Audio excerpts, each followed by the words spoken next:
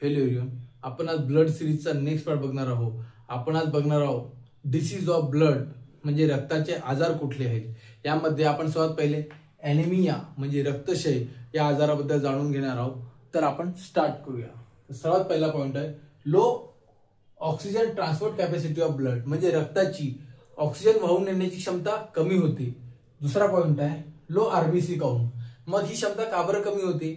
रक्तामध्ये कुठला असा घटक आहे तो ऑक्सिजन वाहून नेऊ शकतो, तो आहे आरबीसी. मग रक्तामध्ये आरबीसीचं प्रमाण कमी झालं तर रक्त ऑक्सिजन वाहून नेण्याची कॅपॅसिटी क्षमता काय होते, रक्ताची कमी होते.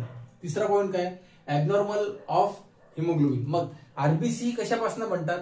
आरबीसी हिमोग्लोबिन पासून बनतात. जर पुरेशा प्रमाणात हिमोग्लोबिनच नसेल बॉडीमध्ये तर आरबीसी बनतील का? तर आरबीसी बनणार नाही. तर आपण पुढचा पॉइंट बघूया.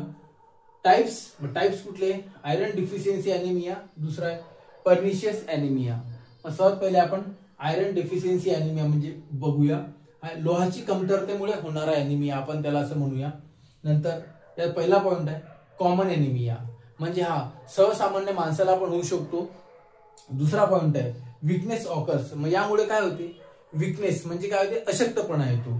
तिसरा पॉइंट आहे absorption of iron insufficient from food, that is body cannot form hemoglobin.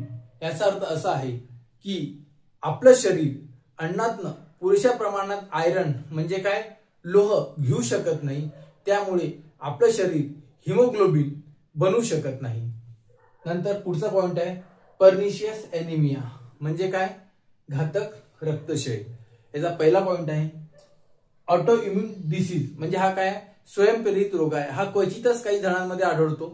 नंतर पुढे काय, body cannot absorb vitamin B12 from food म्हणजे आपलं शरीर अन्नातनं जीवनसत्व B12 किंवा व्हिटॅमिन B12 प्रॉपर ऍब्सॉर्ब करू शकत नाही. तिसरा पॉइंट आहे vitamin B12 need for production of red blood cell and haemoglobin. मग व्हिटॅमिन B12 चं कार्य काय आहे? व्हिटॅमिन B12 चं कार्य आहे काय बनवायचं, शरीरामध्ये रेड ब्लड सेल म्हणजे तांबड्या रक्तपेशी बनवायच्या आणि काय बनवायचंय, हिमोग्लोबिन बनवायचंय. हे व्हिटॅमिन B12 चं कार्य आहे. थँक्यू.